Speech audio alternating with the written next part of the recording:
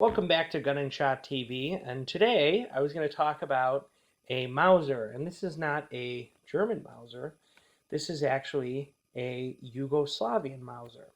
So after World War II, Russia got a large portion of the German military machine, let's say, the factories and such that were captured by Russia in Germany. So one of the things they got was the tooling from Mauser to make some of the Mausers. So Yugoslavia got that tooling and they made what is called the M48. That is this rifle, and this is an 8mm Mauser. It's kind of interesting that it's got this little wooden handguard around the sight. You don't usually see that in most Mausers. And it's pretty similar to most other Mauser actions. Now, they are a little bit thicker. I don't believe the steels were as good. So they went with a thicker barrel and action. It's the dimensions are just a little bit thicker to make up for the lower quality steel. So to get the bolt out, you've got this little standard Mauser bolt release lever. So, but this is a M24 47 marked Yugoslavian Mauser, and these came back in large numbers in the 90s for dirt cheap, and you could probably still find them pretty cheap.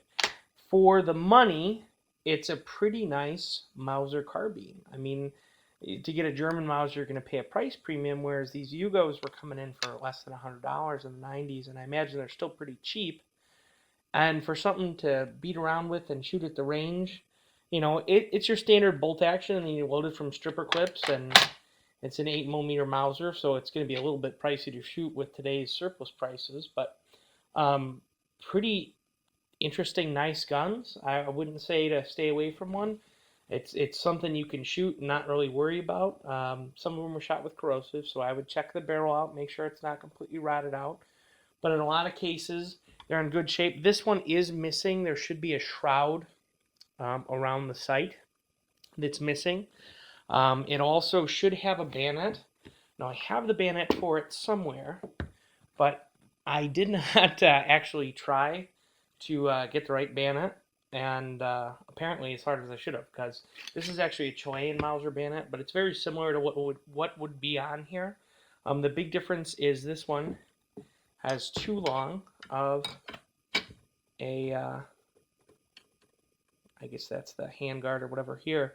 So it's too long, so it doesn't actually hit where the bayonet should hook onto the rifle. So it's similar, but it's not actually the right bayonet. It's actually, like I said, I think an 1895 Chilean Mauser bayonet.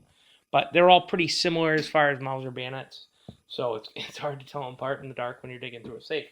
So, but these are interesting. Like I said, if you find one cheap, they're decent shooters. I mean, it is a carbine, it's shorter, so it's going to be pretty loud and have a decent kick, but it should be just about as accurate as anything else. It's got service sights, so it's going to be a little hard to fine tune, but if you're just looking for something to blow up milk jugs and stuff at the range with, these are not a bad deal. So definitely look into them. There's a couple other Yugo guns you'll see, the Yugo SKSs and such. All decent guns. The big issue is, like I said, a lot of corrosive. So you got to check and make sure that the barrels aren't completely shot out sewer pipes. But other than that, like I said, pretty much your stock standard Yugo Mauser. If you got any information or questions or anything about that, make sure you throw a comment, like the video, subscribe if you want to see more exciting Gun and Shot TV gun reviews. And for Gun and Shot TV, this is Chris saying thanks for watching. Have a great day.